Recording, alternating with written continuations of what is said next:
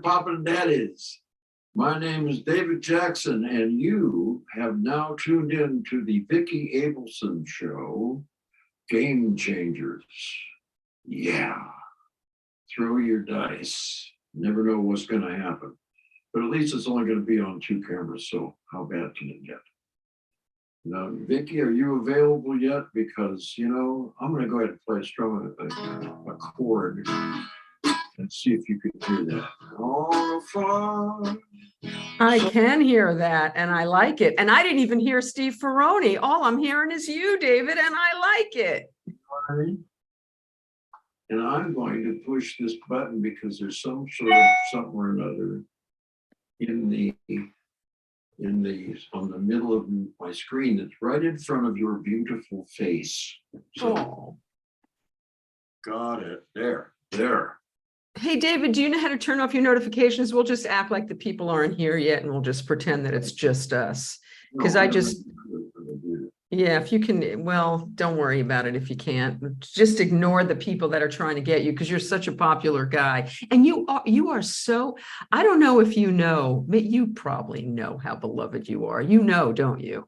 I know that I have one of the most delicious and delightful, massive, extended families. I know that. People adore you. Absolutely. The people who, it's like everybody I know who knows you, which now I'm finding out is everybody. I don't know what planet I was living on, but everybody from Jerry Lopez to Terry and Teresa to oh my God, so many people drop me notes today to tell me how you're their favorite person and how much they adore you. No. You're very beloved. Jerry Lopez, you are, you're swimming in high cotton there. I love Jerry. Have you gone and sat in with his band in Las Vegas? I have not. I have only heard him, and every time he opens his mouth or plays the guitar, music comes out. He's just delightful. He has the Fat City Horns. Wait, what do they call? They're called Santa Fe and the Fat City Horns. And they play every Monday night in Las Vegas. And whenever we're up there, Snuffy goes and sits in with them. And he puts together this group of musicians that are people that play with everybody else. And on Monday nights, they're off. So they come and play with Jerry. And they are the funkiest, funky. Jerry is funky. They're fabulous. Yeah, he's fantastic. They're fabulous. Censors on this show? Do I what? You have censors? There are no fucking censors on this show, David. You can say whatever the hell you want. As far as I need to go. We have no censors, and I have a foul mouth, so you're in good company, and well, maybe not good company. We'll see how that goes. But is that little dinging? Is that coming through? Yeah, I hear your dinging because your notifications. Are you? We're gonna be on people. Boy, Phil Rosenthal does that. Are you on a Mac? I am a MacBook Pro. Okay, so if you go up in the top of your thing there, you'll see that there's these 2 little bars, one going one way, one going the other way. And if you click it, it says you can see focus up there. And if you click that focus, you can hit a do not disturb thing, and it'll turn all that stuff off. Wait a minute. So this, we learn things. We live, we learn, we do. So what if we learn them while everybody's watching? So what? That's a good. Words you say. Okay, so at the very top of your screen, where the date is and everything, right next to the date where it says Wednesday, September 27th, there are 2 bars going in opposite directions. And if you click on those, you'll see on the right, it says focus. And if you click on that, you can click on do not disturb for an hour or whatever. Oh, isn't that the greatest? Isn't that the coolest thing? My daughter had to teach me that. It's a good thing. Learn a little something each and every day. Isn't it wonderful? Life is wonderful. Yeah, it is. The alternative is unacceptable. So I want to learn about you, David, because I know very little, but what I've heard I've heard some pretty juicy stories about. All right, before we get into anything, I want to know, because Terry told me yesterday that you're sitting there with George fucking Harrison, and he's got some pot, and John Lennon walks in with 5 cops. Now, wait, what are you doing with George Harrison? Where are you? And what? Tell me this story. Okay. This is really good. I like it already. Because I was at Columbia recording, and the engineer, this story, oh no, it was Gene Clark that told me the story. He was recording with the Byrds. I was not there. Gene Clark was there, and I reiterated, I hope I've not reiterated the story as if I were sitting there, because I wasn't, but Gene said, I was in a group with Gene Clark in 1969 called Dillard and Clark. The Dillard Yes. Clark, Dillard and Gene Clark. Gene was in the Byrds. It's their first session at, I believe, at Columbia. And see, now I heard this all wrong. I heard it's you, and I heard it's Capitol Records. So right away, we're doing telephone. The story's changing. Exactly. Now, the only interesting thing is a lot of people there who might know about, have been in Columbia Studio A. The door is right in front of the couch. And then you go on the couch and you go back to the raised studio booth behind you, and windows right in front. But there's a very small little section there to walk through, and as you come in the door of the studio. Well, the Beatles are sitting there. George brings out a rather large amount of pot, Gene says, is rolling a joint. The door flies open. Gene looks up. This is according to Gene. Yeah. He looks up. He sees a cop. He says to himself, "Oh heck," and looks down at George, and there's no pot there. And the police come in. They're chasing a suspect from the streets in Hollywood and on Sunset Boulevard, and they think the guy has run into Columbia Studios, but apparently he is not. So they don't stay very long. But so they turn around and they leave because the suspect is not in this room.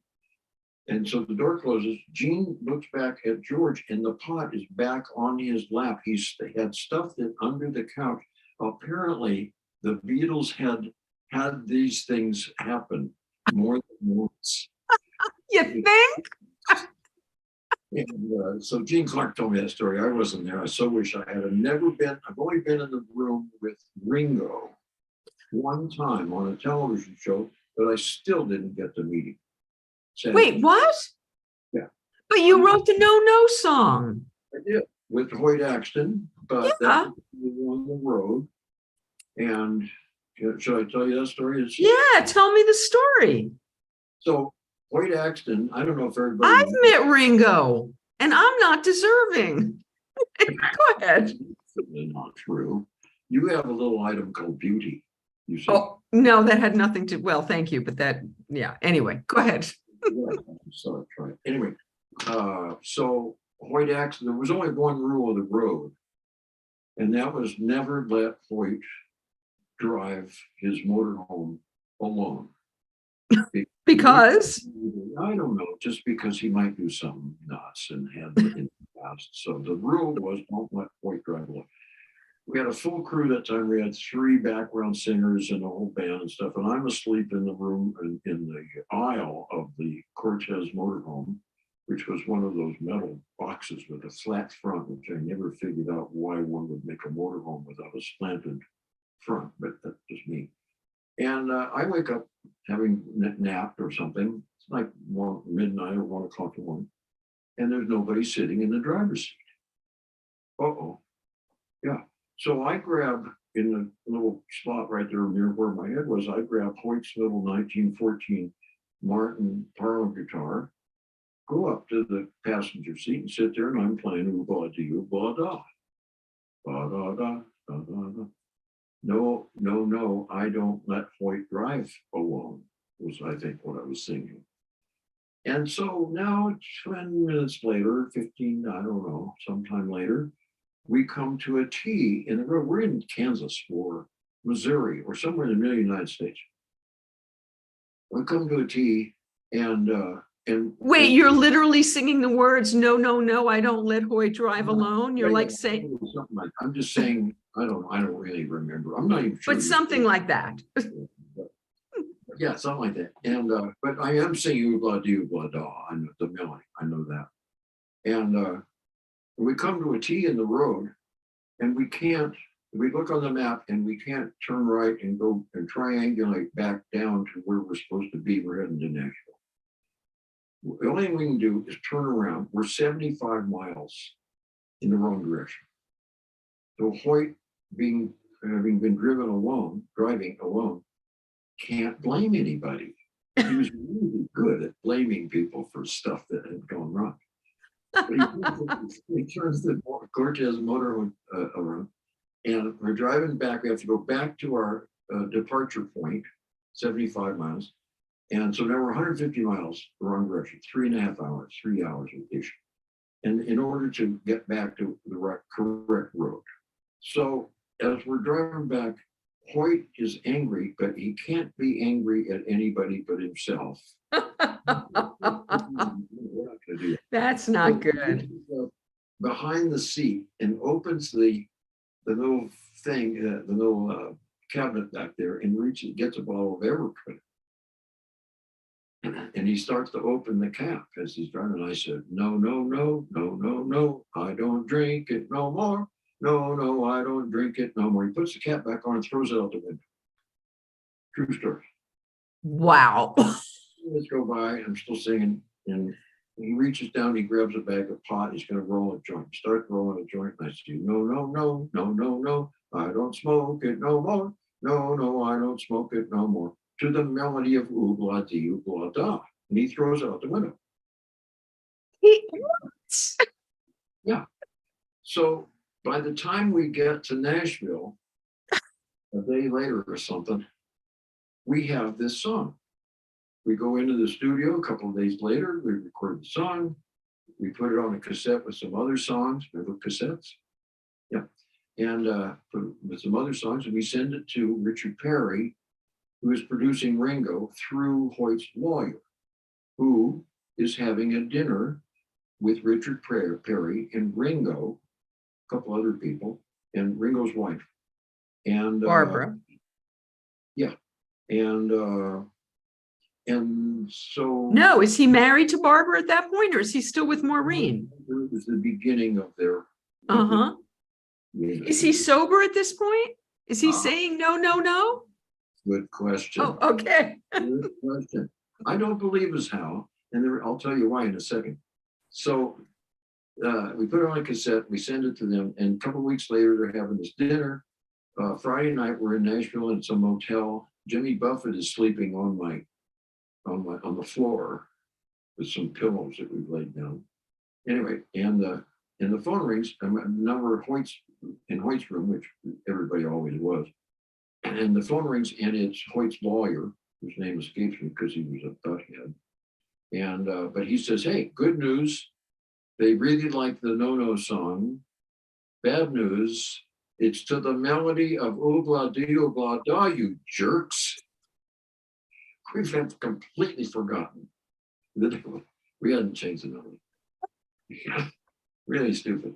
And the second bad news is Ringo had a little something to drink. He and and Barbara, wife or not, I don't know, had gotten into a little tiff. She's on her way to New York. He's on his way to London. The album is pushed back probably 6 months.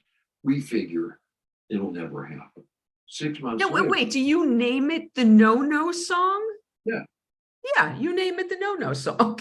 Yeah. Okay. Use the melody of Oobla Dee Oobla Da. Okay. Just because we forgot. And 6 months go by, we're back in the same motel. It's a different Friday night, as Friday nights can be. And the phone rings, and it's the same lawyer. And they said, and it's only good news, the album is back on. They still want to record because we had changed the version. We changed the melody, sent them a different thing. And it's back on, and they did record it, and that's the end of that story. And we don't know if that was the reason that Ringo became sober. It's possible.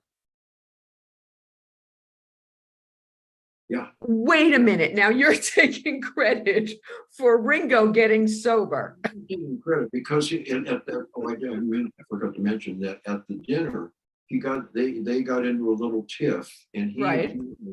assaulted her slightly. I don't know to what degree, but not long after that, he became sober. If it was that reason, I don't really know, and he probably doesn't remember either. But anyway, it was around the same period of time. 70s. Wow. Yeah. So that's And that was a monster hit for all of you. For 10 days. It was number one for 10 days. It was number one. That's a pretty damn good thing, number one. Yeah. You had another number one. We're going to get to like where you came from, but wait, we have to talk about this because I've heard there's some controversy with your other number one, with Joy to the World, yeah? Yeah. What called, I've got $1,000. And how long have you been working with Hoyt at this point? Well, good question. I just wrote something yesterday, if I may. Yes, you may. Please. Freshman little unit here. I have I've pretty good memory, just very short. And so I wrote this yesterday, 1959, Orange County, moved from New York to Orange County. Found a Martin parlor guitar in Ruth Sullivan's closet, beautiful little parlor guitar, probably the same age as Hoyt's guitar when we wrote the No-No song, but that's a different story. And there were all folk clubs in Orange County at the time. And so I used to go to them, and somebody gave me a record of Eric Darling. Anybody remember Eric Darling? Oh, I don't think so. Wonderful folk guy. He was one of the last guys in the Weavers after Pete. Oh, wow. A fascinating guy. And there's a solo record of him, which is still one of the all-time favorite recordings of an individual sitting in Columbia Studio A in New York, with playing a banjo and singing a song, playing a 6-string guitar and singing a song, playing a 12-string and singing a song. One mic in that big studio in Columbia. Just one of the most gorgeous records ever. Eric Darling, called True Religion. Somebody gave me this record. I was startled by this music, and then found Gibson and Camp, Bob Gibson and what the heck? I can't think of his name. Camp. He became an actor after that. Changed his name. Anyway, they made an album in 61 or 62, The Gate of Horn. And if I may. Yes, please. Shel Silverstein said, Gibson, Camp, and Browne, Herb Browne was the bass player, and they were up there singing at the Gate of Horn, shouting and playing and stomping and wailing and yelling and barking and dropping raw eggs on the floor and yelling at Ray about the lighting and wearing straw hats and drinking beer and joking with the audience and doing encore after encore. And everybody in the club was screaming, and it was great. And if the walls had collapsed right out there, right then and there, it would have been very poetic, but they didn't. So and that album was literally akin to the Beatles. It just swept the whole folk music thing by storm. It was so powerful and funny, and anyway, it was quite lovely.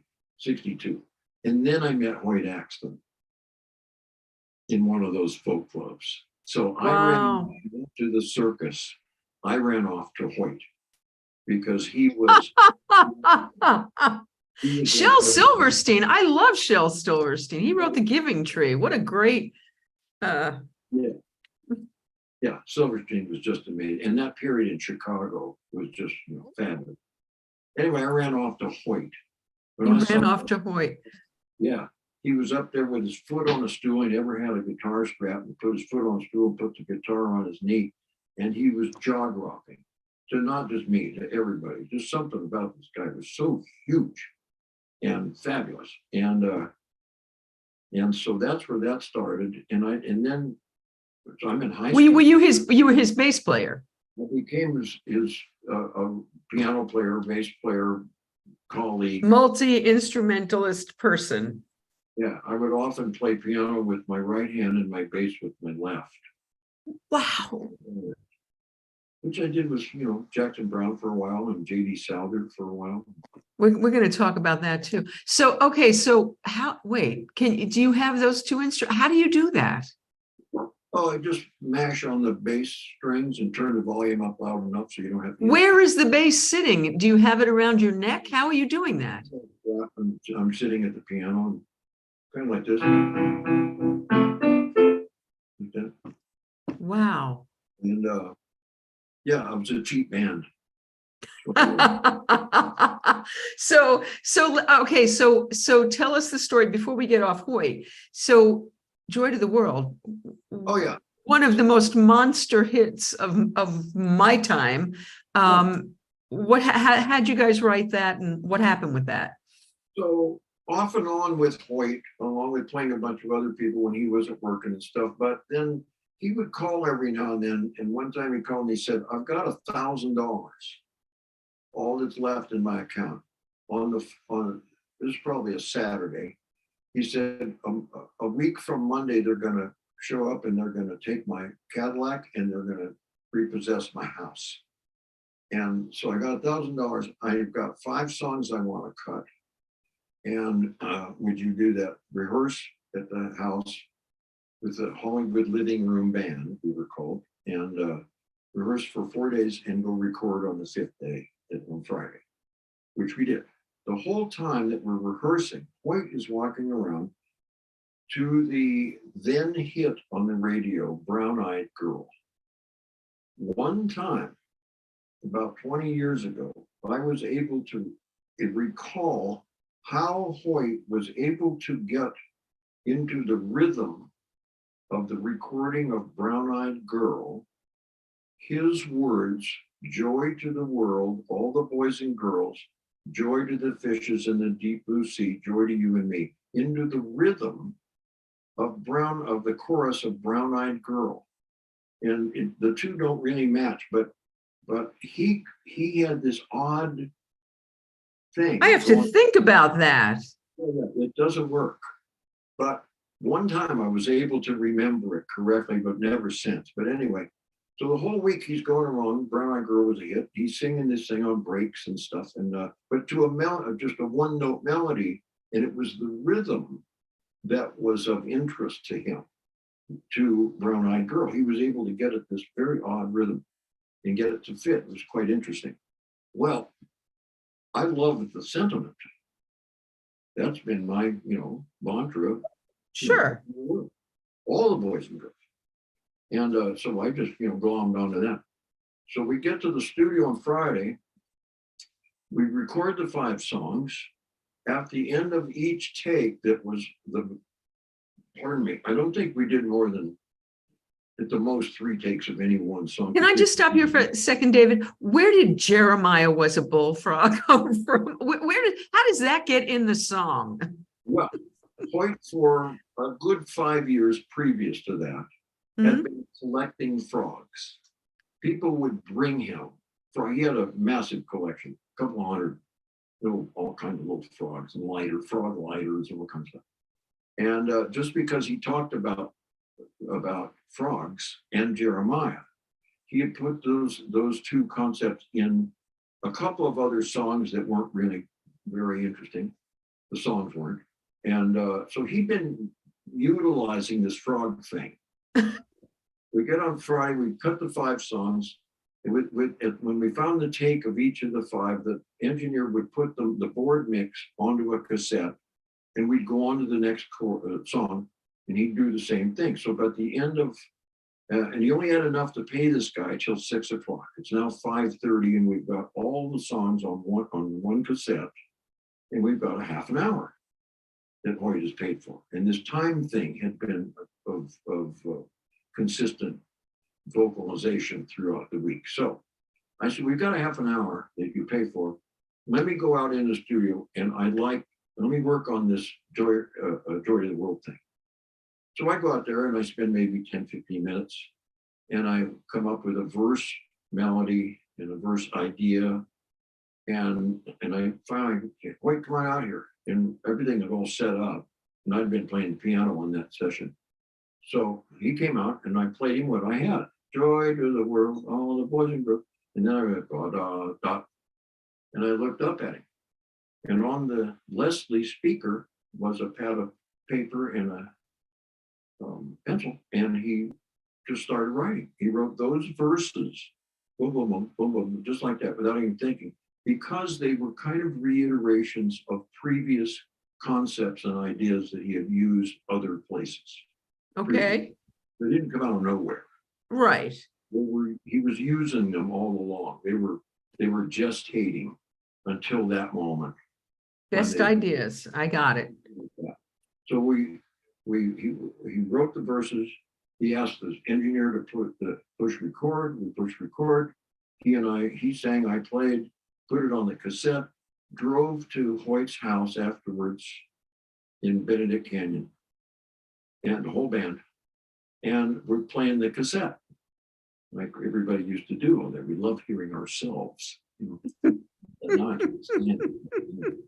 know, and Floyd Sneed was the drummer with Three Dog Night, and he actually may still be, I don't know. Anyway, he lived up the street and he was driving back. He saw all these cars in front of Hoyt's house. So he parks and he comes in and he said, what's going on? Just as Joy to the World is being played. So he listens to about half the song and he gets on goes over to Hoyt's phone and he calls Danny, the lead singer, whose name just escaped me, Danny Hutton. And he calls Danny and he says, listen to this. And he holds the phone up. Joy of the World is playing. And he holds the phone up and Danny says, oh, criminy, I can't leave. I got to take care of the kids. Can you come over here and bring that? So we all get in cars. We all go over to Danny Hutton's house and we play the whole cassette again. We get to Joy to the World and Danny, halfway through, calls Richie Podolor, who was Three Dog Night's producer. Now wait a minute. One was already out in a hit. They already were a thing. They were already big stars. Yeah. Yeah. Okay. Yeah. Yeah. They were a big star. I don't remember. I remember one was their first. Right. That was their first. Yeah. One is the one. Right. Yeah. So they had that already. Right. And so and he holds the phone up again to the recording of Joy of the World, just piano and vocal. And Richie says, I'll call you back. Calls back a few minutes later, says, okay, we got the studio for Tuesday. And this all happens in one day. And so we wrote, recorded, and sold the song the same day. Oh my God. Isn't that something? And I knew instantly it was going to be a hit. I knew it instantly. You did? Yeah. And so the other thing that Hoyt was doing that whole week was talking about the joys of publishing. And he was going to go on the following Saturday from this recording day, Friday. He was going to go to Campbell and pitch these songs to get him a publishing deal so he could, and ask them to give him cash, which they did. That's kind of weird. So that he could stand on the stoop on Monday morning and pay the mortgage guy for the house and the guy for that was coming to repossess the Cadillac, which he did. He paid him cash and was able to keep his house and his Cadillac. And he got the deal with Capitol. And we wrote, recorded, and sold that song in one day. And that is an unbelievable. All right, now I don't want to bring up a sore point, and I don't know if this is true, but from what Terry told me, you weren't exactly done right on that deal. Is that so? So the previous week had been talking about the joys of publishing. That's where the money is. So 3 weeks later, we're playing at the Troubadour. Hoyt and I had written a bunch of songs together previously, had a standard songwriter contract, which he threw out on the Dempsey dumpster at 3:30 in the morning after we'd loaded out of playing at the Troubadour. There's a street light up above, and he puts it down on the Dempsey dumpster and says, here, sign this for Joy to the World. And I said, I'm not going to sign that, comma. I want to talk about publishing. I wanted a new contract because I knew it was going to be a hit. I knew it instantly. Wow. I want to involve myself in the publishing. I want to talk to you about that. So I'm not going to sign this regular songwriter contract. Never came up. He only heard, I'm not going to sign that. Oh. And about a week later, he's on the Carson show and Carson says, you want to sing a song? I said, yeah, I'm going to sing this new song that David P. Jackson and I just wrote. And he sings Joy of the World. So I have evidence that we wrote it, that he knows we wrote it. But when it came time to make the deal, my name No. What did that do to your relationship? No problem there, because being the hippie I was, I said, oh, we'll write another hit. Yeah, we'll write another Joy to the World. Of course we will. A year or 2 years later. So I went, okay. But yeah. Then about 21, 22 years go by, and I find out I'm not doing quite any favors, which is a whole nother group of stories. But anyway, so I sue him, and I find a lawyer to take it on contingency. We lost on the business of latches, which is the amount of time it took me to bring the suit, which was 22 years. So we lost the case. It has to go to the Supreme Court to get overturned, that particular judgment. Otherwise, nobody can bring a suit. Is there evidence still from Johnny Carson that he said that? Does that still exist? Yeah, sadly, it still exists. Somebody's going to overturn it at some point, the lower court decision in the Supreme Court, but it hadn't happened yet. And how did your relationship with Hoyt continue after that? We wrote the No song. I didn't get any monies nor any paper from the Hoyt's publishing for a year. So I had my lawyer send him a letter saying, literally, could we have a little piece of paper saying what the heck happened? Why don't we have any money? Well, Hoyt's lawyer was stealing from Hoyt. Hoyt's lawyer and his accountant were in cahoots and were stealing. They ended up stealing $6 million, like was told. Oh my! So they covered this up and made me the bad guy. And how did you become the bad guy? I don't know. I never figured it out, but it did sever our relationship until years later, which is a whole nother story, and I've gone much too long on this one. So okay, so we'll move on from Hoyt. So let's backtrack a little bit, because I want to know how you started out being a music. I don't even know how you got into music. Do you come from a musical family? Were your parents musical? How did it start for you, David? My father was an accountant. Oh, that's not very musical, is it? No. Nobody can tell me anything about accounting, I'm sad to say. I'm still horrible with money. But my mother, Darlene Van Horn, was absolutely delightful. And my dad got mad at her because she could light up a room and he couldn't. He told me years later. And but she was just wonderful, and not a great piano player, but a really good musical and uplifting person. She's just delicious. She used to say, Dave, I don't know what I'd do without you, but I'd rather. Yeah. Anyway, and she was great. Darlene Van Horn, fabulous, in New York in the 30s. Wow. But anyway, so now I'm in high school. I find this Martin guitar in this closet and learn to play a few chords, go to school. There's a guy in school named Scott Thistlethwaite. That's a mouthful. And he, in Canada, their schools were 1 year shorter than ours. So he had, when he moved to the States, he had to have 1 more year, a senior year, which he'd already had all of the instruction of and for, but he had to take this. And so he was a year older than everybody, and handsome as can be, vibrant, brilliant, funny, a great singer of skiffle songs. Remember skiffle? Kinda. Americans don't know much about skiffle, but that's where Paul McCartney started.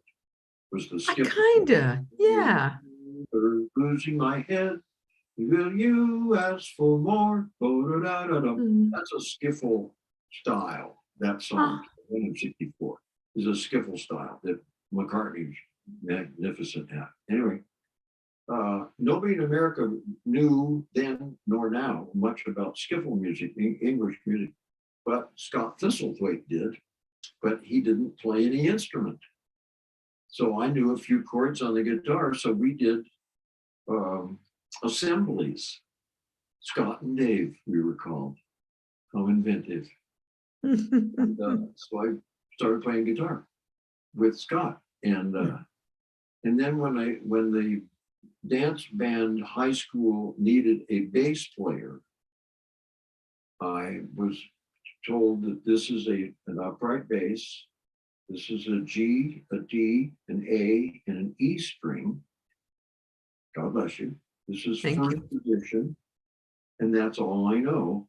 Go up there and play with the dance band. So I did. And then became a bass player doing the same stuff, playing with people who didn't play instruments or needed a bass player. And that's what I've always done, fortunately, with great people and with people who are great songwriters. I've been around the greatest songwriter, Hoyt, for one, but Jackson Browne and J.D. Souther. And we're going to, and what about piano? How did that come into the mix? Mom said I would play the piano, which I have in the other room, my grandmother's piano, and I play it like this. I was that short. That. And Mom said, we're going to give you accordion lessons.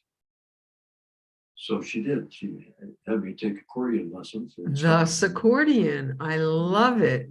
And that's the keyboard. And so, you know, like that. I'm not a very good piano player. I have a thing that when I actually smoke enough pot and drink enough beer, I can actually, you know, be kind of musical. But it takes an awful lot of. Okay, so you started out, if I have this right, you started out in Fresno, you went to New York, you come back to, you're not playing music in New York though, you're too young, aren't you? Right, I'm just going to high school and then we move out and along the delightful story about why we got to Anaheim, but we ended up in Anaheim. And after 10 days, Mom says, let's move back to Stockton. Let's go back to Stockton. We'll go back to our old life. And Ruth, the lady with whom we were staying, and myself said, let's not. And I'm so happy that we didn't. As Brad Raisin, who is a delightful fellow and a good songwriter and a current friend, said the other day when I told him we were going to Marrakesh on Friday, he said, I love Marrakesh. It's 1,000 years old if it's a day. And before that, I thought a primitive place was Fresno. Okay, so we're going to fast forward for a minute and go back. Why are you going to Marrakesh this week, David? Oh, a great company called castlesandconcerts.com. And Tom Montgomery started this company 20-something years ago.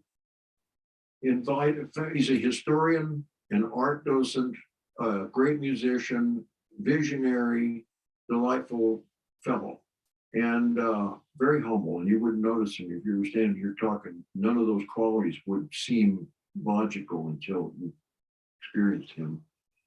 And he started taking people on these trips. He would find castles, and we would put on concerts every night, which is what we still do 20-something years later. I know Dean Parks is going as well. Who else is going with you? The drummer. Oh, James Gatt, not James Gatt. Is it James Gatt? No. Frank Sinatra's drummer. Oh, cool.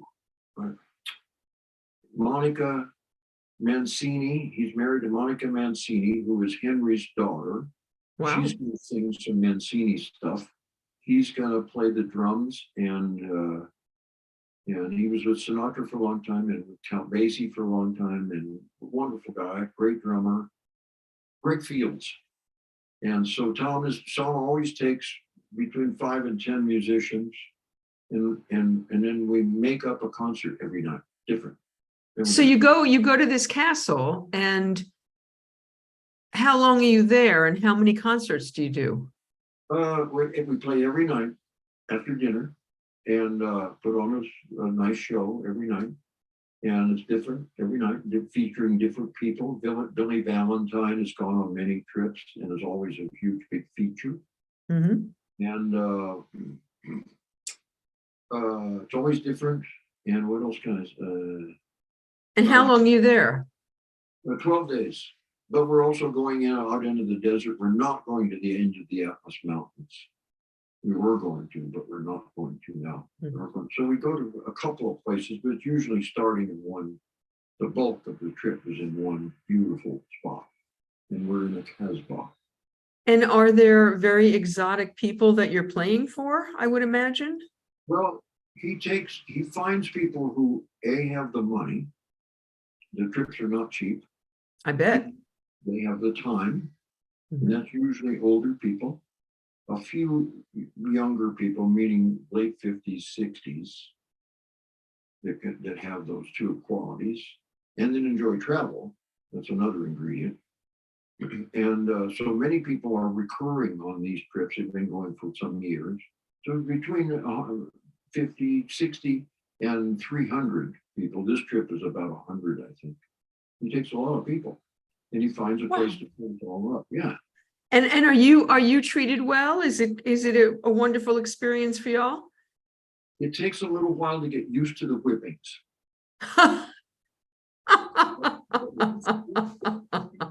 You know, it's sometimes it's not just dirty water. He actually has soda water. Fresh soda water we can have, and a few little vittles. No, he treats us like the people that are paying the money. We all are treated equally. Lovely. You know, if he rents horses, we all get to ride horses, whatever. Sounds lovely. It's the best job in the world. Thank you, Lord. Appreciate it. That sounds lovely. Okay, let's backpedal now, because I have to talk to you about Andy Williams, because when I heard about that, I lost my mind. My father was a crooner. He was a Catskill Mountains Borscht Belt singer and master of ceremonies, and he looked very much like Andy Williams and sounded kind of in that vein. So May I ask your father's name? His name was Larry Katz. He passed from Alzheimer's some years ago, about 10 years ago. But he was in those hotels in the Borscht Belt, but he was handsome like Andy, sang like Andy, had that career. And we watched the Andy Williams show. You were in my living room, and I did not know that. How, and I heard that you were like the thing. They wanted to give you your own show, and you said no. So tell me, how did this happen in your life? How did you go from being a bass player to getting on the Andy Williams show and being a comedian and a musician and being offered your own show? Well, firstly, I didn't say no, by the way. It just okay. But Terry gave me a lot of misinformation. I'm going to really have words with Terry after this. Trust me, Wilson. That far. And I tried to throw him, and it didn't go very far. Anyway, the Troubadour, I became the house bass player at the Troubadour in '63. Okay. And opening for Bob Gibson, who was this previous thing that Shel Silverstein wrote about. Right. He was a hero of mine. I got to play with a hero. Holy cow. Pretty good stuff. And a few months later, the Christie Minstrels, remember them? Of course. They've been on the first season of the Andy Williams show, which was a trial season from NBC. They said, we'll give you one season, let's see how it goes. Well, the Christie Minstrels had a hit in the summer between the end of the first season and the beginning of the second. So when NBC said, yeah, we're going to give you a contract for 3 more seasons, and so the Andy Williams show called, I just forgot, the Christie Minstrels called the Christies, and Randy Sparks owned the Christies, and they said, okay, we got 3 more seasons. You were on the first season, and so we'll see you in whatever it was, the end of August for the first show.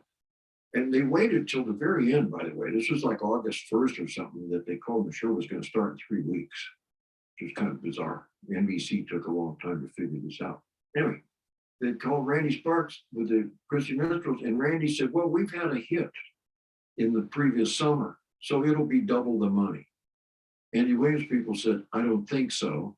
They called Doug Weston that owned the Troubadour, who went around that night at the Monday night hootenannies, and Monday night at the Troubadour, especially near a full moon, you could find everybody you've ever known, because that was the center of the universe at the time in the 60s. The Troubadour on Monday night was the biggest deal. Anyway,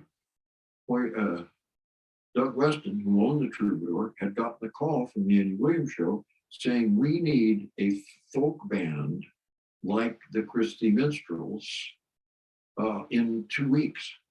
So he went around to a bunch of people that night at the Monday night hootenanny and walked up to me and said, can you be at rehearsal tomorrow at noon at such and such a place? I said, yes. Apparently he said that to a bunch of other people, and we showed up. We had like 12 people, and we played some songs, played about 3 or 4 hours. That was on a Tuesday. On Thursday, we auditioned for the Andy Williams show, got the call back on the following Monday that yes, but we didn't like these 2 people, so we fired them or something. And we started the show a week later, not being a band at all. Having been together for this show, we were the world's worst folk band. It was all we were doing. And, but for some reason, I became the brunt of jokes on the show, and kind of the middle. I was the shortest guy, and playing the biggest instrument. There were 10 of us, 3 mics. So there's 3 people grouped around each mic, leaving me to bounce around, and it became a bit. And so you had rapport with Andy, I assume? Yeah, pretty much. Yeah, he was a very sweet guy, gentle guy. His stardom, his voice, was because he didn't like beyond the quality of the voice, his range he got because he spent a year getting over the glottal, from the yodel, that whole thing. He was able to slide between his falsetto and his real voice and use every one of those notes equally. And that was what gave him something completely different than other singers of the time, like, what's his name with the sweater, who threw up before every show.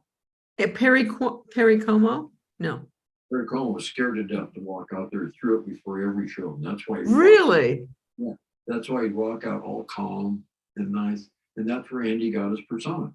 Wow. Yeah. And he was just great. The show was absolutely a delight. I would like to say that his wife, Claudine Longet, would enter in the side door where the dressing rooms were, not in the public door. She'd come in the side door and stand in the dark, and we could feel the difference in the room. Everybody knew that she was in the room. There was something so magnetic. Wow. She was a gorgeous woman. I just remember there was a sketch on Saturday Night Live because there was something with skiing and was shooting a boyfriend, or something happened with Claudine years later. Do you know what I'm talking about? Yeah. There was a skiing accident with Claudine years later anyway. So you must know, so you know Tracy Newman then, I'm assuming. Yeah, for many years. Yeah, Tracy's a good friend of mine. So, all right. So you didn't turn down the show, but you got offered a show. You got offered a show? There was a writer on the show named Jack Douglas. Jack Douglas was a very tall fellow, curmudgeon, who wrote a book called My Brother Was an Only Child. That's very funny. It was really funny. He was the head writer for Andy. And so he would come up with ideas and would pitch shows to other production companies. and he pitched one for Craig Smith, who was one of the singers in the Good Time Singer, very handsome young man, good songwriter. He pitched a show for him, and he pitched a show for me. And Craig almost went, and I don't know exactly what happened that it didn't. I think it got as far as a pilot. I think they almost shot a pilot. Mine didn't get that far, but he didn't. He said, "I got an idea for a show. You want to do it?" And yeah. So instead, I went back to bass playing. Oh, damn.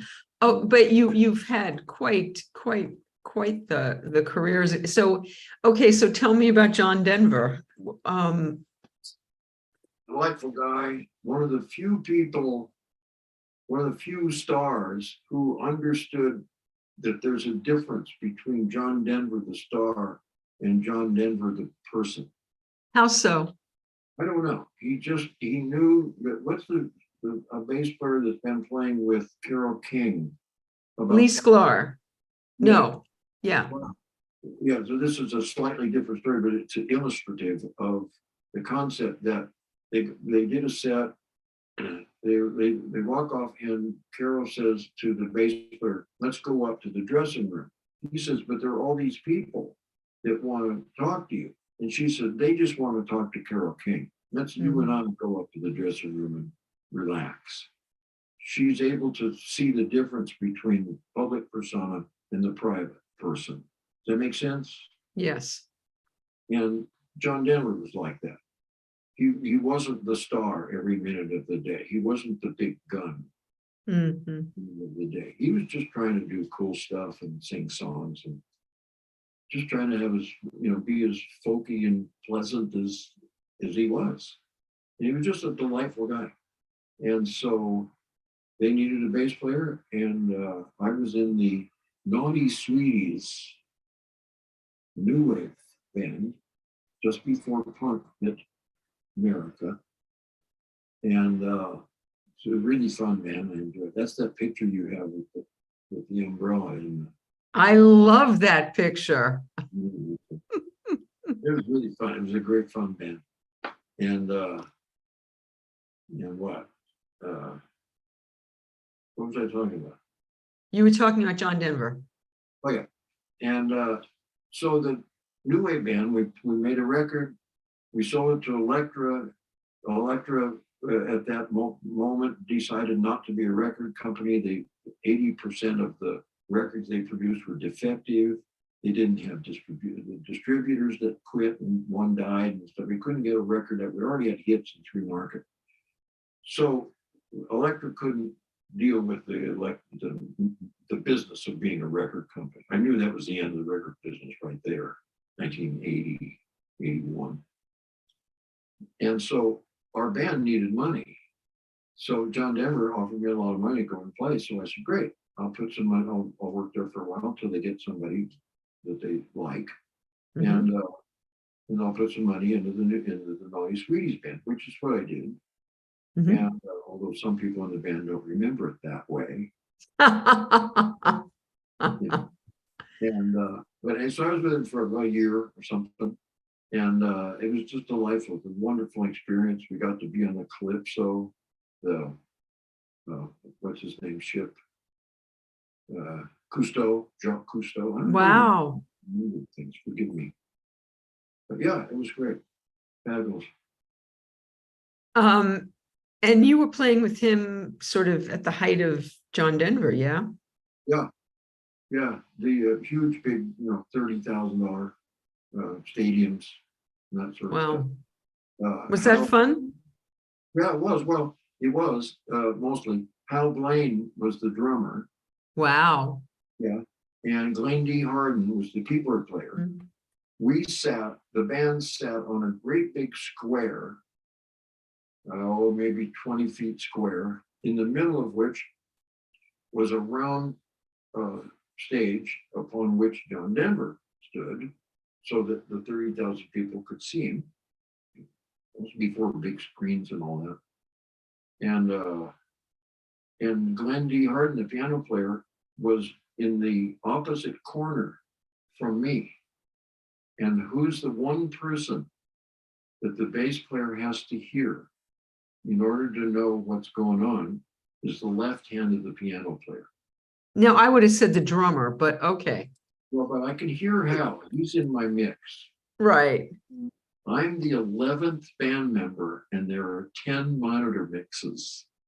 Wow. And the one person that I needed to hear was the left hand of Glenn D. Harden's piano in order to play with him. Never was able to hear him. Glenn was never happy with me. There wasn't anything that apparently it was nothing to be done because it never got repaired. Wow. And it was always a problem. Every night, every show was a problem. I can't hear the one guy I really need to hear. So that for that reason, it kind of wasn't, it was work. But well paid work, and it was delightful and had a great time. Yeah. How about I was very surprised to see this credit, Sonny and Cher. I know you played with Cher as well, but Sonny and Cher, what was that like? Delightful, actually. Sonny started, they broke up. Sonny decided that he wanted to go to, that he missed doing it, number one. Number two, he didn't really need the money, but he just needed something to do.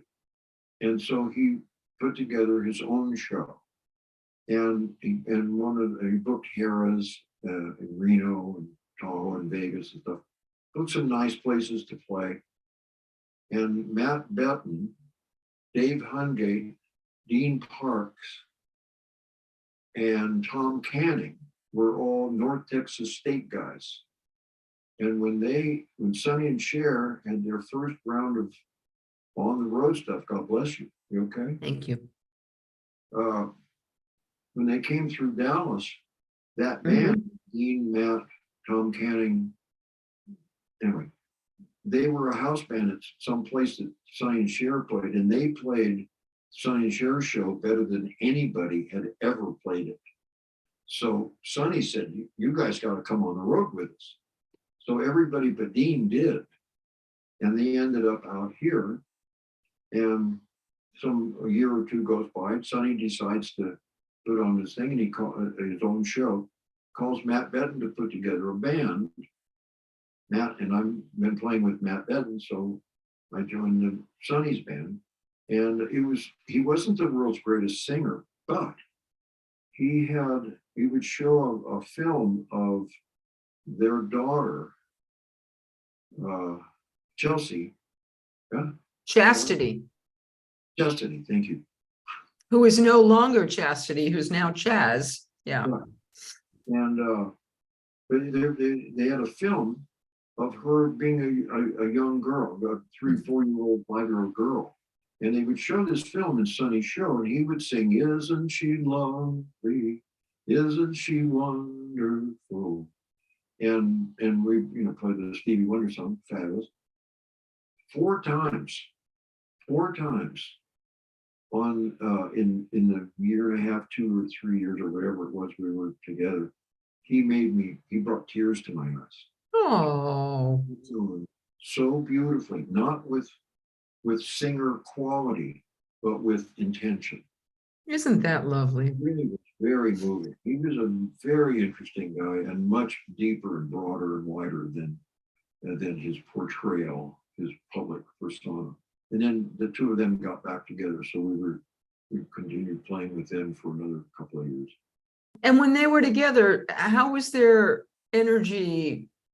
Fabulous. They adored each other. Really did. There was no animosity whatsoever. They laughed, they giggled. She fell in love with the guitar player who I don't know. Greg Allman. Before that was Bill Ham, who was prettier than Greg Allman. And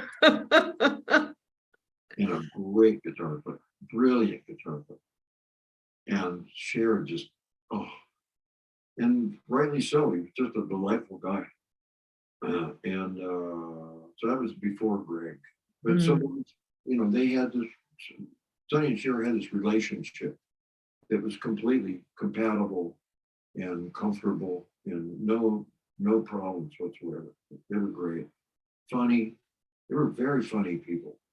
Oh, yeah. Very smart people, both of them. So Terry told me there's a story about you and Cher at the Chateau Marmont and a phone call. Do you know what story I'm talking about? We don't. He said there was a call from Kissinger. Do you remember this? Oh, yeah. Okay. Well, no, it wasn't Kissinger, but we were. Terry's getting every story wrong. I'm going to smack him around. I told you, you can't trust him. He's completely untrustworthy. We were in Washington, D.C. at that hotel, the name of which escapes me across the So street. it wasn't even the Chateau Marmont. Oh my gosh. We're in this hotel, famous hotel across the street from the White House. And Cher would often have the band up or various people up, just, like you used to have enclaves at your house, soirees, salons. Cher would always have a salon. She liked being around smart people and funny and had a great time. There was always food and stuff. And the phone rings one day and she says, "Hello? Oh, hi, Jimmy." This was 78, I think. "Hi, Jimmy. Anybody want to go a special tour of the White House?" And we all had stuff to go, rehearsals or something to do, so we couldn't go. But she said, "Well, we can't go today. Can we do it tomorrow?" And he said, "Well, there's something reason that we can't." So, okay, thanks. Right, and hung up. And it was Jimmy Carter. Wow. And she called him Jimmy, and he was across the street as president. I love it. And she was like that with, people all over the world. Princes, kings, paupers. She's a wonderful lady. Just great. That I love that. Okay, so I also heard that that you got called at the last minute to be on a recording of one of my favorite songs. Is it true that you are on time, on the Chambers Brothers time? Did you? I'm reluctant to admit that. I do remember that Larry Carlton and I were brought in. Is that a live recording? I don't know. I don't either. That's the problem, is I can't remember what it is. It was a live recording, and the mixer, the cord had gone out for the guitar and the bass. From the live mix, it was missing. So we were brought in, the two of us, to overdub to the live mixes. And I think we did like 15 songs or something. And I honestly don't remember. When I did hear it on the radio, I went, "Gee, I think that's one of those songs." But I'm not sure, really. Well, we'll say you did. Yeah. What the hell? And so what about, you have a long ago relationship that started with Jackson Browne, back to the Nitty Gritty Dirt Band? Do you guys go back to the Nitty Gritty Dirt Band? Yeah, not that Jackson had anything he wasn't in the Nitty Gritty Dirt Band. Is that what you mean? Yeah, okay, so I read, now I would never have thought that, but I read something on Wikipedia that says that he started in there. No, I'd never heard that before, but I read it last night. I don't have any recollection. That he was a vocalist on there and then he left, and I never heard that before, but I was going to ask you about it. Well, that's a new one on me. I don't think so. Jackson, I heard at Seal Beach, a little club down there, I heard his first song, the first couple of songs that he'd written, and they were fabulous, phenomenal. It was obvious right from the get that this guy is a different human. Yeah. So I don't recall Jackson ever really being in a band and situation at all, other than for 3 minutes. We had a band it was called John David Jackson Browne. It was John David Souther and Jackson and myself, which obviously didn't go anywhere. But, and what year was that? What year was that? I guess in 71, maybe. I don't know, somewhere around there. We were Glen Frey and John David Souther and I were Bo Diddley's band before the Eagles at and our big gig, we'd done some tours with Bo, and whenever he came to town, or anything local, we'd play with him. But the Bitter End tried having a West Coast, Bitter End West, it was called. Really? Yeah. Right there at La Cienega and Santa Monica. It became the Starwood or something years later. But anyway, or somewhere right in there. Anyway, it was only around for about a year and a half. And it wasn't terribly successful. When was that? I used to book the club that was originally the other end, next door to the Bitter End. It became the Rock and Roll Cafe. When was there a Bitter End West? 69, 70. Wow, I didn't know that. I don't know, somewhere in there. When was the Eagles? When did they start? 71? Oh, God. I'm going to see them on next Thursday. Cool. Yeah, I'm looking forward to it. So, all right. So tell me about this band that you guys, this thing that you guys did. Walt Disney's band, and Bo got the gig opening at the Bitter End West for Richard Pryor. Wow. And in those days, a gig was 2 weeks, not one night. It was 2 weeks. A gig as a troubadour at all the clubs. It was, a gig, 2 weeks. And so we were there 2 weeks, and I never saw Richard Pryor except on the stage and going in and out of his dressing room because he was, apparently smoking crack. But he would come out and be exorbitantly funny and free form. And nobody ever said, "Hey, gee, it looks messed up." No, never. Was he different every night? Yeah. Yeah, was not a set show at all. Mm-hmm.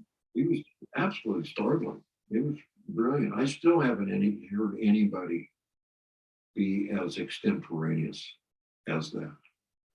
He was just brilliant. So you kind of dabbled in you have a gift of the funny.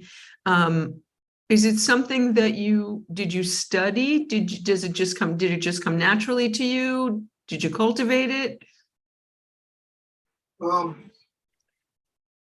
Humor is really, death is easy, humor is hard. And a friend was when the Ash Grove on Melrose became the Comedy Store, just as it was changing from one thing to the other. Billy Delbert, who was John Davidson's manager and a great fellow, said that he was starting a comedy workshop, beginners comedy workshop, something like that. But he couldn't, would I come down and do an opening 10 minutes because he couldn't open with a professional comedian way too above the ability of the paying customers. And he couldn't open with one of them because they're not funny yet. So he came down and he said, "Would you come down and do 10 minutes? I did. I remember the first thing and the last thing that I said, and I don't remember anything in between.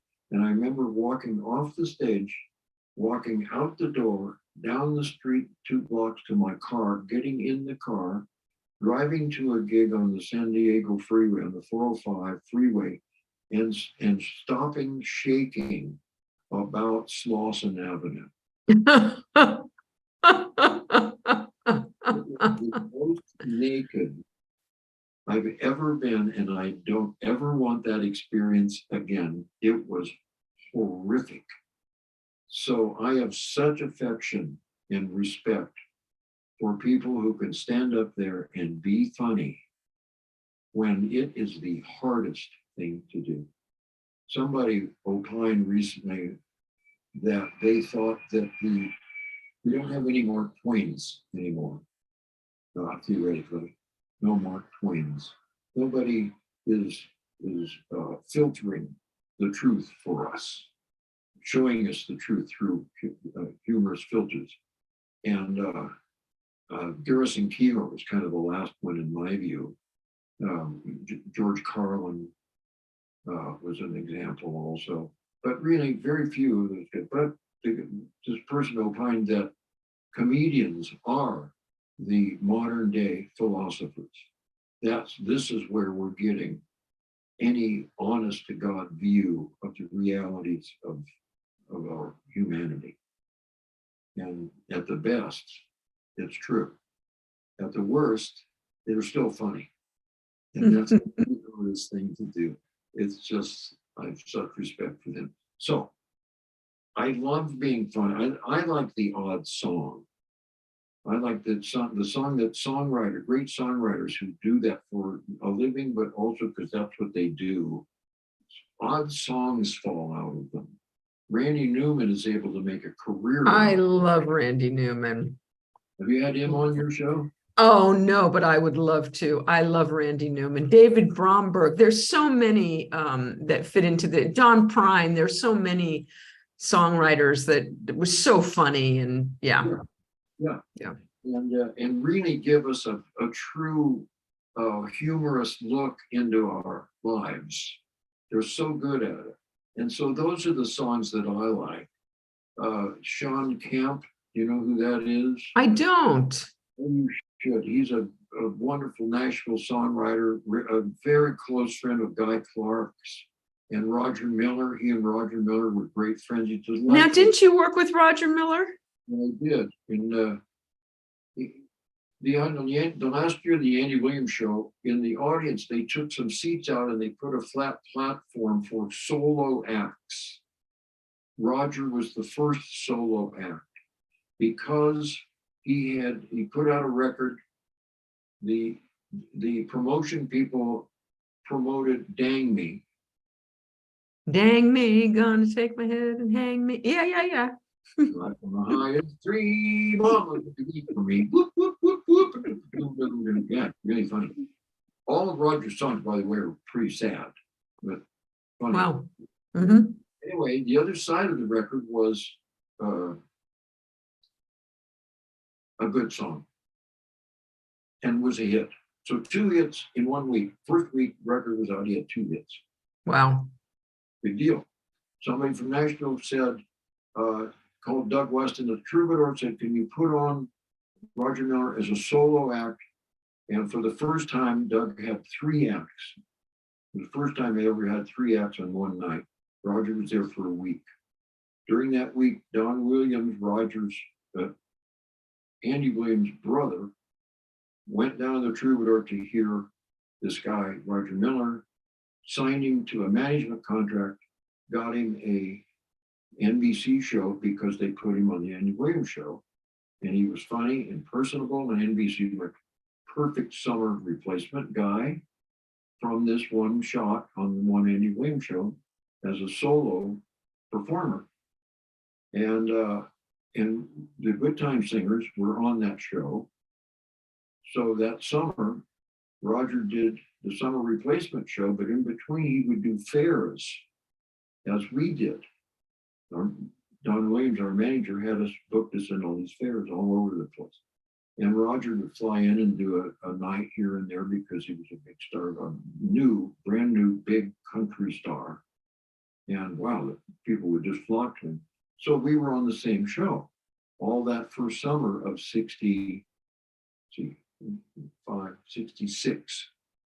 Summer of 66. So I got to know him then. And then years later in the late 70s, I joined the band as a bass player. And he would call me up. He was courting Mary, his last wife, delightful lady, who I had known from when being in the Christian Minstrels in the 60s. And Roger didn't know anybody out here anymore in the late 70s. He'd moved to Nashville, didn't know anybody out here, hadn't been doing regular television, so he didn't have any of those contacts. He's courting Mary, fly out to take her to dinner and fancy stuff. And he didn't know anybody. So he called me at midnight. He said, what are you doing? Nothing. You want to come over? Yeah. So I go over and we sit there till 3 or 4 in the morning. And my favorite story, if I may, am I going on too long? No, tell. So So Roger, in about 3:30 in the morning, the phone rings. And Roger says, without answering the phone yet, he says, that has to be Glen Campbell. He's going to go on the Tonight Show tomorrow and discovered just a minute ago that he doesn't have any material. Nobody else would call on this phone, would call me at 3:30 in the morning, since 7 before cell phone. And so he picks up the phone, doesn't say hello. He just starts talking. And he talked for about 20 minutes. And it was hysterical. It was just wonderful. And then again, without saying goodbye, he just hung up the phone. He told a story, get the punchline, hung up the phone. He said, turns to me and he says, you're going to see 75% of that on the Tonight Show tomorrow. And he'll get into that last story and he won't remember the punchline. And that's exactly what happened. Oh my God. Ian recorded it and on his cassette and Yeah. learned it, studied it, got to the Tonight Show, got into that last, did the whole thing, the whole bit that Roger just made up. And that's how brilliant Roger was. It's very funny. Everything had a trajectory built to the end. Oh my God. Yeah, it was, yeah. Wait a minute. How did Glen Campbell get out of that? He got to the end and he couldn't remember the punchline. And Carson went to commercial. Oh my God. That's hysterical. Yeah. Yeah. That's So hysterical. Roger and I were great friends, but we were close enough that he would call me and ask just to have some company. And we had a nice time. That's lovely. All right, so let's get current. So because people can come see, other than you being in Marrakesh, and I'm thrilled that you're going and disappointed that I'm going to be at the Write-Off Room this Friday night and you won't be there. But I know that I can come back another Friday night and you will be there. Wait, what are you showing me? This isn't the Deductions. What is this? This is the folder from Castles in Concert about Marrakesh. Oh, how fabulous. Wow, that looks very elegant. But tell us how people can come see you at the Write-Off Room most Friday nights. What is this thing, the Deductions, that you guys do? I can't divulge that. I'd have to. The Write-Off Room, Studio City, Nude Club, south side of the street. The building was built in 1926, I believe, in the 20s, by an entrepreneur lady who had a strip club in Hollywood, and the police, she had to move to the valley where there was nothing at the time in the 20s except farms. And because the police were giving her too much trouble, and because she had the most beautiful strip ladies. So they wanted some money, that's what I'm guessing. So she came out here and built this club. Bill Lynch bought it not long ago, redone the whole thing, and has opened it as the Write-Off Room. We had a very nice stage, lights and sound, and they have a bar, although they don't have any bartenders. I mean, they have two people that stand back there. They kind of know what they're doing. The waitresses, there's no waitresses, so you have to go up to the bar, yeah. Anyway, and great bands and the Deductions. And you play there with an assemblage of fantastic musicians. Yes, they're going to be great. That Dean Parks is an example. Mm-hmm. He's going to be big. Really, don't you think? I think he'll probably be pretty big. Yeah. Dylan O'Brien is the ringleader and brilliant songwriter. Mm-hmm. Kind of a jerk of a guy. Jim Cox, the world's greatest piano player, and one of many. And Larry Goldings comes in sometimes and sits in on the organ. He's brilliant on the organ. So is Jim. And James Cruz, great drummer. And we started with Kerry Park in the second guitar chair, but Kerry is doing solo gigs at wineries. And so he can't let go of that stuff. So we have Jeff Perlman, the second guitar part, or some other people sometimes. And it's just that I'm so spoiled with these musicians because they listen. What a concept. They listen to each other as we're playing. It becomes music. Wow, it's so cool. Nobody's just saying, listen to me. Nobody. Well, I look forward to seeing you there very soon when you get back from Marrakesh. And I'm going to see George Deering is going to be there this week when you're not there. And he's also in Marrakesh, yeah. And George and Abe Laborio's playing. And Abe will be playing this week, I was told as well. Yes. So I look forward to that. But also, before we go, I want to hear about one more thing in your life that is very interesting to me. You're part of a gentleman's club, a very exclusive gentleman's club that has kind of legend to it that Ronald Reagan was a part of and Richard Nixon. What is this thing that you are a part of, David? The Bohemian Grove. The Bohemian Grove, yes. The gentleman's club started in San Francisco in the late 1800s. It became a place in the early 1900s for adjudicating the quality of art. One guy, a young man, had gone to the Sorbonne in Paris, taken some lessons, was a very good artist, so good that they accepted him at the Sorbonne. He came back being a member of the Bohemian Club, and so when somebody would bring a painting, he would look at it and tell them the good and the bad things about it because he knew. And being a member of the Bohemian Club, that's where he could be found, so people would come there and bring their art. And so the Bohemian Club became, in the turn of the century, of the last century, as a place of adjudicating, or if you bought something that the Bohemian Club artist liked, it had value because all these people had new money, gold, the earthquake, the contractors made huge fortunes, rebuilding San Francisco. There was a lot of new money, but they didn't know what to do with it. They didn't have the history in the making of this money. This was all new money. So they went, I want to buy some art. I'm going to buy, you know what I mean? Well, they could go to the Bohemian Club and find out what was of value. So that kind of put the Bohemian Club on the map a little bit at the time in San Francisco. And now Richard Nixon was never a member. Kissinger. I was going to say, what the hell was he doing there? He came once, and they said, never again a sitting president. Too much trouble. Mm-hmm. So Richard Nixon, that was the reason that no sitting president can ever come again because it's too much trouble.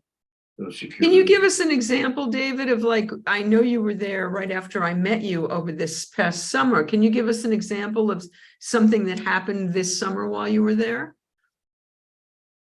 Yeah, Victor Wooten. You know that name? I don't. Victor Wooten is probably as good a bass player as the planet would ever need. This guy is startling. He's been with Bela Fleck and the Flecktones for many years. He now has a solo career also, I believe. He's the sweetest, gentlest, smartest man. He lives outside of Nashville. He has a music camp, Victor Wooten. I don't know what the camp is called. And he teaches children. And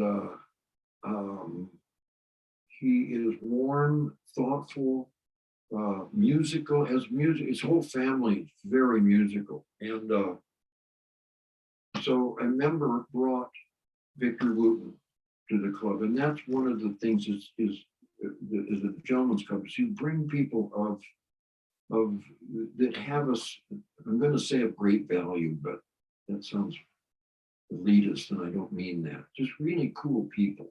Mm-hmm. Just worthy people, humans, of all colors and races and stripes. We have Jews there. Whoa. Not Jews. They don't let them in there. We have gay people. Holy shit. And on and on. It's but they're delightful people to a person. And that's the gist of the club. It's in support of the arts. I love that. In support of the arts. Because when I heard Reagan and Nixon, I'm thinking, oh, this is some right-wing political thing you're part of. What is this? No, it's not that at all. That's the view, but and there are a lot of right-wing people there, but they're all, I'm a member. I'm not right-wing, as an example. I'm just saying, it's a much different, it's no one thing at all. Okay. I like the way this sounds. So everybody says, oh, that's where world decisions get made, and it's possible that they do, but they've never included me in their conversations. They ask me to sing silly songs. Well, that would be nice. Well, David, I am so thrilled that I've had this opportunity to spend this time with you and to get to know you. And you feel like an old friend. And I so look forward to coming to hear you play and getting to know you better. And I wish you a bon voyage, a safe trip, a wonderful journey. Thank you. You're very kind. Can I mention that my significant other, Carolyn Baker, You may. is cool enough to put up some of my recordings on Bandcamp. I'm going to put the link to your Bandcamp in the liner notes to this show so that people can find it. Thank you. That's where I'll look so I can find it. And I will do that so that people will be able to find it after the show. Thank you so much for doing this, David. It's been delightful. Before I go, yes. Is it time for 3 minutes? Yeah. Maybe? Hell yeah. Okay. Friends, listen well, let me tell you a story. It happened like just yesterday. Footloose young feller ran off with the circus, much to his mother's dismay. He was cleaning up after the elephant swim. A hot flying trapeze girl smiled down in search of a handsome companion because she'd just broken up with a clown.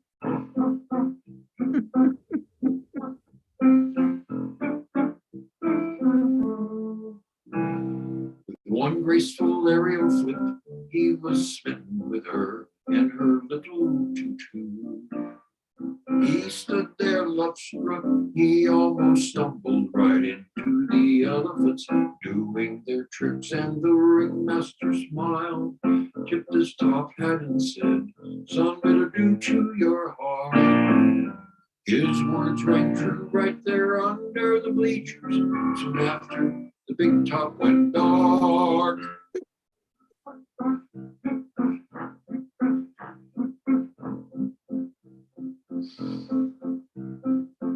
The old bearded lady, she whispered, "Be careful, on a train to the very next town. A handful of midgets who rode unicycles pedaled by with one smile and 4 frowns."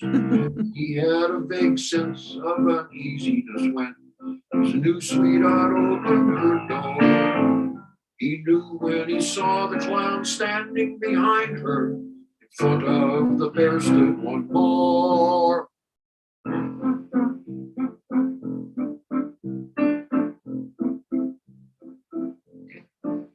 Now I don't really recall if it was Barnum or Bailey to whom I handed the note.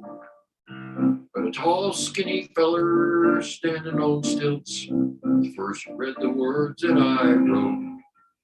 I promise to never again give my heart to some high-flying trapeze girl.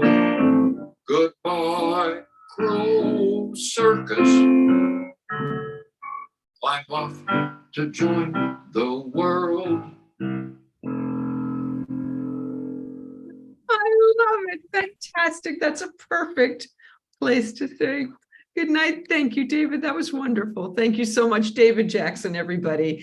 Thank you. I can't wait for more you.